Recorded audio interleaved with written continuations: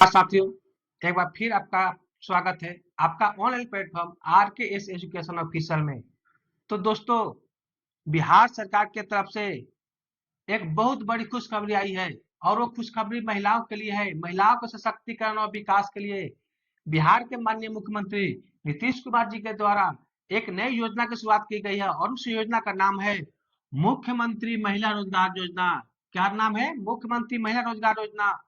और इस योजना के तहत 10,000 रुपए 10,000 रुपए सितंबर माह में ही उन सभी महिलाओं के खाते में पैसा डाल दिया जाएगा जो इसके शर्त को पूरा करेगी, इस रोजगार की लाभ लेना चाहती है, इस योजना के लाभ लेना चाहती है। उसके बाद 6 महीना आकलन के बाद उसके जो रोजगार करेगी उसके 6 महीना आकलन किया जाएगा। उसके बाद अगर वो रोजगार सही चलाती है तो उसके बाद 2 लाख रुपया और 2 लाख रुपया और किस्त बाय किस्त दी जाएगी ताकि वो अपने रोजगार को सही ढंग से चला सके। और ये योजना स्पेशल बिहार के महिलाओं के लिए निकला है, इसलिए इसका नाम भी रखा गया है मुख्यमंत्री महिला रोजगार योजना।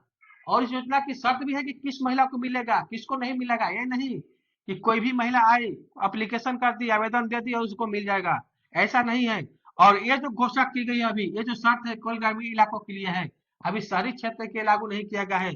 ये जो शर्त केवल ग्रामीण इलाकों के लिए है।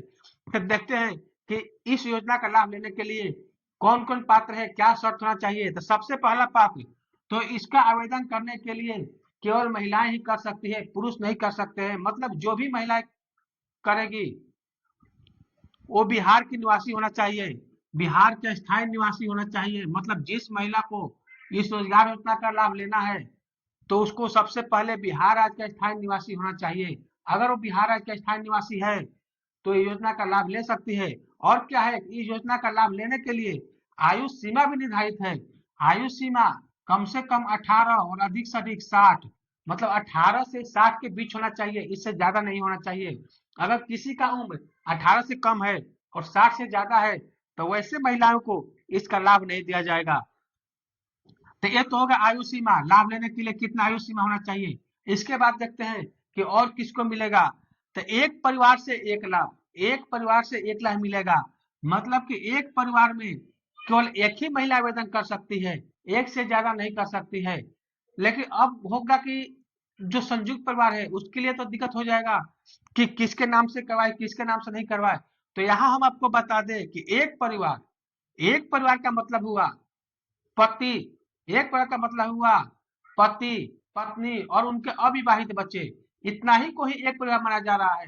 ये नहीं क्योंकि वो 5 भाई है, अब 5 भाई अभी एक ही परिवार में रह रहे हैं तो एक परिवार नहीं है, वो 5 भाई तो है तो 5 परिवार हो गए। तो एक परिवार का मतलब पति, पत्नी और उनके अविवाहित बच्चे।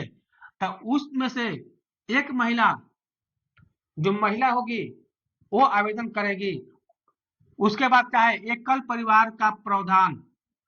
अब एकल परिवार का प्रावधान क्या हुआ? एकल परिवार प्रावधान का मतलब ये हुआ कि वैसी अविवाहित महिलाएं वैसी अविवाहित महिलाएं जिसके माता पिता जीवित नहीं हो, जिसके माता पिता जीवित नहीं हो, तो वैसे अविवाहित महिलाएं को एकल परिवार के प्रावधान के तहत गिनती किया जाएगा। अतः एकल परिवार प्रावधान के तहत उनको ये लाभ दिया जाएगा, बशर्ते उसका उम्र कितना होना चाहिए, 18 से 60 वर्ष के बीच होना चाहिए। मतलब 18 से कम भी नहीं होना चाहिए और 18 से ज्यादा नहीं होना चाहिए। उसके बाद आयु सीमा हो गया आयकर दाता। आयकर दाता नहीं होना चाहिए। मतलब कोई भी अगर आवेदन करना चाहता है, कोई भी महिला इसका आवेदन करना चाहती है, कोई भी महिला इस रोजगार योजना की लाभ लेना चाहती है, तो या तो उसका खुद टैक्स नहीं भरती हो, आयकर दाता ना हो, टैक्स नहीं भरती हो, साथ ही साथ उसका पति भी टैक्स नहीं भरता हो। अगर दोनों अगर दोनों क्या है, टैक्स भरने वाले नहीं है, ना पत्नी है और ना पति है, तो उस स्थिति में महिलाएं इस योजना का लाभ ले सकती है। लेकिन अगर पति हो या पत्नी, अगर दोनों में से कोई भी टैक्स भर रहा है तो इसको इस योजना का लाभ नहीं दिया जाएगा। उसके बाद सरकारी नौकरी से वंचित। सरकारी नौकरी से वंचित का मतलब कि पति और पत्नी दोनों में से कोई भी सरकारी नौकरी में नहीं होना चाहिए। अगर दोनों में से कोई भी सरकारी नौकरी में है तो उस महिलाएं को, वैसे परिवार की महिलाओं को इस रोजगार योजना का लाभ नहीं मिलेगा। अतः क्या है कि इसका लाभ लेने के लिए वैसे ही महिलाओं को मिलेगा जिसके पति या पत्नी सरकारी नौकरी से वंचित हो, मतलब कोई सरकारी नौकरी ना हो। उसके बाद सबसे मेन पॉइंट है ये, सबसे मेन पॉइंट, स्वयं सहायता समूह अनिवार्य है। मतलब कि इस योजना का, रोजगार का लाभ लेने के लिए आपको स्वयं सहायता समूह से जुड़ना ही होगा। मतलब कि अगर मुख्यमंत्री महिला रोजगार योजना की लाभ लेना चाहते हैं तो वैसे ही महिलाएं को मिलेगा जो स्वयं सहायता समूह से जुड़ी हुई है। अगर जो महिला इस स्वयं सहायता समूह से नहीं जुड़ी हुई है तो उसको इसका लाभ नहीं दिया जाएगा। क्या दे दिएगा उसको? इस लाभ नहीं दिया जाएगा। लेकिन इसके लिए भी एक नियम बनाकर रखा गया है, इसके लिए भी एक नियम बना दिया गया कि अगर वो स्वयं सहायता समूह से नहीं जुड़ी है, अगर वो स्वयं सहायता समूह से नहीं जुड़ी है, लेकिन यदि महिला पहले से ही सदस्य नहीं है, यदि महिला पहले से ही सदस्य नहीं है तो उसे स्व घोषणा पत्र देकर सदस्यता लेनी होगी। यदि महिला पहले सदस्य नहीं है तो उसे स्वयं स्व घोषणा पत्र देकर सदस्यता लेनी ही होगी। मतलब कि जो महिला पहले से स्वयं सहायता समूह से नहीं जुड़ी है और वो इस योजना का लाभ लेना चाहती है तो उसको स्वयं सहायता समूह से जुड़ना ही होगा। उसके लिए स्वयं घोषणा पत्र देकर सदस्यता लेनी होगी। अगर सदस्यता नहीं लेती है तो फिर उसको नहीं मिलेगा, अगर ले लेती है तो उसको योजना का लाभ दिया जाएगा। उसके बाद बैंक खाता, जो भी आवेदन करेगी, जो ही महिला योजना का लाभ लेना चाहती है उसके नाम से ही, उसके पति के नाम से नहीं, उसके नाम से ही बैंक में खाता होना चाहिए। साथ ही साथ वो आधार से लिंक होना चाहिए। अगर वो बैंक खाता दे दी लेकिन उसका आधार लिंक नहीं है बैंक अकाउंट से तो भी इस योजना के पात्र नहीं माना जाएगा, इस योजना की शर्त को पूरा नहीं करेगी, ऐसे में उसका फॉर्म को रिजेक्ट कर दिया जाएगा और उसके बाद इसका लाभ नहीं मिलेगा। चलो ये तो शर्त बता दिए कि मुख्यमंत्री महिला रोजगार योजना के लाभ लेने के लिए क्या क्या शर्त होना चाहिए और क्या नहीं होना चाहिए, किसको मिलेगा किसको नहीं मिलेगा। अब बता दे कि जीविका की ओर से जो बिहार में एक जीविका चलती है स्वयं सहायता समूह के लिए, तो जीविका की तरफ से मुख्यमंत्री महिला रोजगार योजना के मार्गदर्शिका भी घोषित कर दी है, जारी कर दी है कि किस कौन कौन से रोजगार करना है, कैसे करना है और कौन सा रोजगार नहीं करना है। तो चलो वो देखते हैं कि कौन कौन से रोजगार के लिए आपको पैसे मिलेंगे। ये नहीं कि आपको पैसा मिलेगा अपने मन से कोई भी रोजगार कर लो, जो इसमें रोजगार बताया गया है वो वैसी रोजगार को करना है। चलो देखते हैं कि जीविका ने सांकेतिक रोजगार की सूची जारी कर दी है।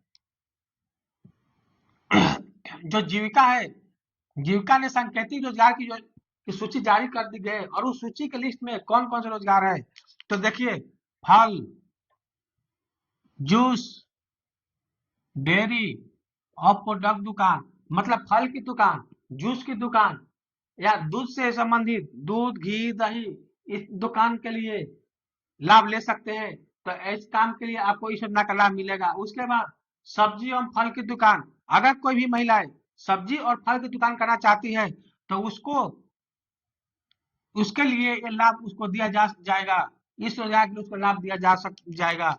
उसके बाद किराना दुकान के लिए, किराना दुकान के लिए और जनरल दुकान के लिए, मतलब कि अगर कोई किराना दुकान करे या जनरल दुकान करने के लिए अगर इस योजना से के तहत का पैसा लेता है तो वैसे में उसको सहायता की जाएगी। इस योजना के तहत उनको पैसा दी जाएगी। पहला किस्त के अंदर दिया जाएगा 10,000, उसके बाद सही से अगर रोजगार चलाती है तो उसके बाद 2 लाख किस्त बाई किस्त। उसके बाद प्लास्टिक सामग्री, प्लास्टिक सामग्री, बर्तन दुकान और खिलौना दुकान, मतलब प्लास्टिक से बना हुआ, प्लास्टिक से बना हुआ सामान या बर्तन की दुकान या खिलौना, अगर इससे संबंधित कोई दुकान करना चाहती है, रोजगार करना चाहती है तो इसके लिए भी इस योजना के तहत उसको पैसा दिया जाएगा। अगला क्या है, ऑटोमोबाइल रिपेयर दुकान, ऑटोमोबाइल रिपेयर दुकान, मतलब वैसी महिला जो ऑटोमोबाइल रिपेयर दुकान खोलना चाहती है, उसके लिए रोजगार करना चाहती है, यानी मोटरसाइकिल, साइकिल, 4 व्हीलर, कार, ये सब के रिपेयरिंग के लिए दुकान खोलना चाहती है और इस दुकान खोलने के लिए अगर इस योजना के तहत वो पैसा लेना चाहती है तो उसको महिला रोजगार योजना के तहत उसको पैसा दिया जाएगा। उसके बाद मोबाइल बिक्री और मोबाइल रिचार्ज। मोबाइल बिक्री के लिए मोबाइल की दुकान खोलिए या मोबाइल रिचार्ज के लिए भी पैसा दिया जाएगा। उसके बाद स्टेशनरी एवं फोटोकॉपी। स्टेशनरी मतलब किताब की दुकान और फोटोकॉपी के दुकान के लिए। खाद्य सामग्री दुकान का मतलब कि खाने वाले सभी दुकान, खाने वाले वैसे दुकान जिसमें खाने वाला सभी प्रोडक्ट मिलता हो, आटा दाल चावल मतलब जो भी हो खाने वाला सामान, अगर उससे सामान संबंधित दुकान है तो वो भी, उसके लिए भी इस योजना के तहत आपको हेल्प किया जाएगा। उसके बाद ब्यूटी पार्लर, कॉस्मेटिक, कृत्रिम ज्वेलरी दुकान। ब्यूटी पार्लर के लिए ब्यूटी पार्लर के लिए मिलेगा, कॉस्मेटिक के लिए मिलेगा, कृत्रिम ज्वेलरी। अब यहाँ लोग सोचते हैं कि ज्वेलरी दुकान के लिए ही मिलेगा। ज्वेलरी का मतलब कृत्रिम, आपको सोने चांदी के नहीं कि सोने का ज्वेलरी चांदी का ज्वेलरी वैसे नहीं। कॉस्मेटिक की दुकान पर जो कृत्रिम ज्वेलरी मिलता है उसके लिए मिलेगा। उसके बाद कपड़ा, फुटवियर और सिलाई दुकान। कपड़ा दुकान के लिए, फुटवियर मतलब जूता चप्पल का दुकान के लिए, और सिलाई दुकान मतलब आप सिलाई करना चाहते हैं तो दर्जी का काम कर रहे हैं तो सिलाई दुकान के लिए आपको दिया जाएगा। उसके बाद बिजली उपकरण एवं बर्तन दुकान।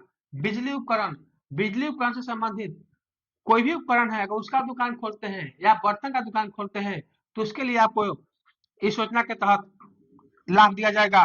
उसके बाद कृषि कार्य, ई रिक्शा, ऑटो रिक्शा दुकान। कृषि कार्य मतलब खेती से संबंधित, कृषि से संबंधित कोई भी कार्य के लिए ले रहे पैसा, या ई रिक्शा या ऑटो रिक्शा दुकान, ऑटो रिक्शा की दुकान खोलना चाहते हैं तो उसके लिए भी इस रोजगार योजना के तहत आपको लाभ दिया जाएगा। उसके बाद बकरी पालन, मुर्गी फार्म पालन और गौ पालन, इस सब के लिए मुख्यमंत्री महिला रोजगार योजना के तहत से आपको पूरी तरफ से लाभ दिया जाएगा। मतलब कि ये आपका रोजगार के लिए बता दिया कि अगर कोई भी महिला रोजगार योजना, मुख्यमंत्री महिला रोजगार योजना के से अगर लाभ लेना चाहती है, 10,000 पहले किस्त, उसके बाद किस्त बाय किस्त 2 लाख रुपए तक लेना चाहती है तो ये जो हम आपको बताए हैं इसमें से उसको रोजगार करना होगा।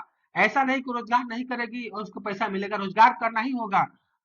अगर रोजगार करेगी तो पैसा मिलेगा, नहीं करेगी तो पैसा नहीं मिलेगा। तो आज के लिए इतना ही।